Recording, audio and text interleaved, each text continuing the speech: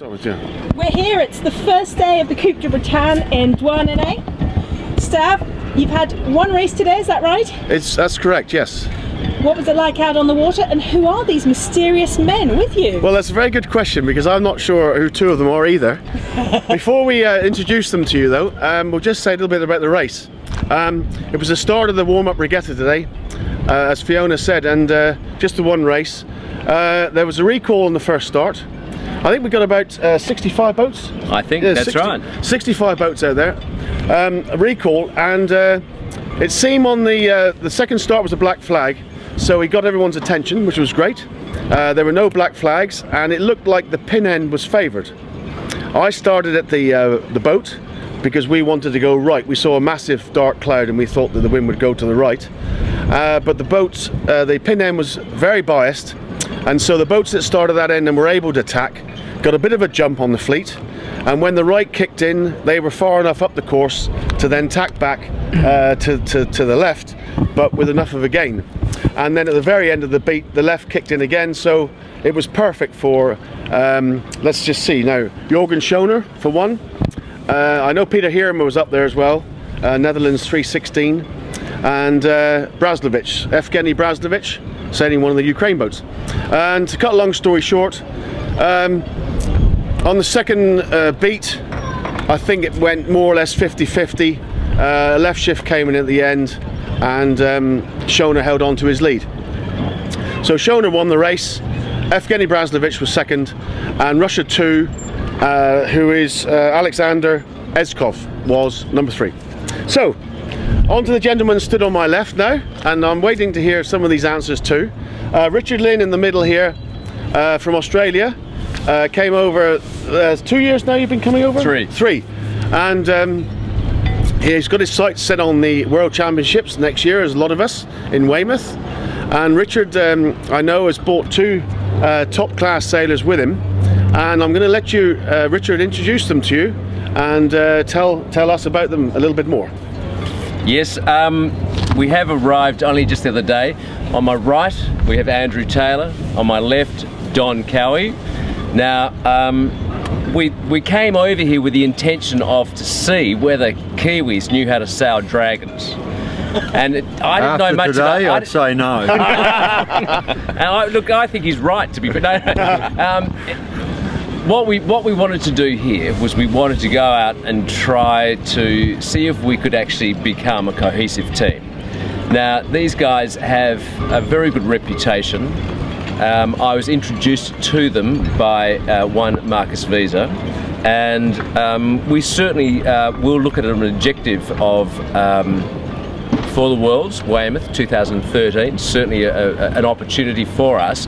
But right now, we're here to enjoy Douarnenez, and it's always for us the start of the regatta, or the regatta season, and I want these guys to get a bit of an experience of feeling of what that's like, and to see if we're actually good enough to actually take on what's going to happen over the next 18 months.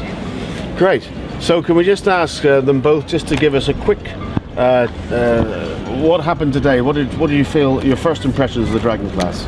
Oh, I think the Dragon class is it's great. You know, we're here, 60-80 boat fleet. You know, there's lots of strings to pull on the boats. It's fun sailing. I mean, I don't think it matters how fast you're going. All the boats are even. The racing's close, so it's a good bunch of people, and everyone's enthusiastic. There's some very good sailors here. There's a mixture, a good blend of people, and you know, it's looking forward to it. You know, I mean, out there today, it was our first day on the Dragon, wasn't it, Don?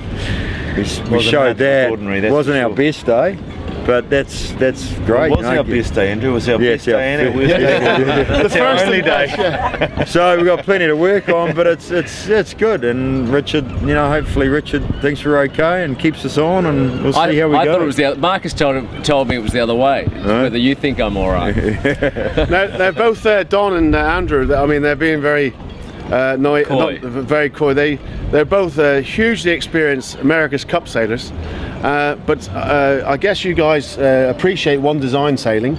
Don, is that what attracted you to the Dragons? Oh, absolutely. I mean, for me, I've sailed starboats and solings, and think the Dragon's always, it's got a little bit of history in New Zealand. We used to sail them back in the 70s, and they're technical, so the technical side of them is really interesting for us. Sure. Lots of strings to pull, but also I think because it's a fleet that's got such a strong association within the class, and great bunch of people, they know how to have a good time, and very important. And it's I think that's why it's so strong. We see too many classes die because they get too serious, and people buy their way to winning. We're here, I think it's great. We're really enjoying it. It's a real eye-opener. Yeah, go on, Andrew. I don't think they're an easy boat to sail, you know what I mean? They're a hard boat. There's a lot of boat, and it's a hard boat to sail fast all the time, so it's challenging. Especially today. Yeah. It's challenging to keep the boat going fast all the time, up and downwind, you know. There are a lot of boat under the water, and you know, and they punch through it a bit, and sometimes you feel you're underpowered, and like the old 12s in Frio in '87, well, right? you know, it's, you've got to work hard to keep them going fast,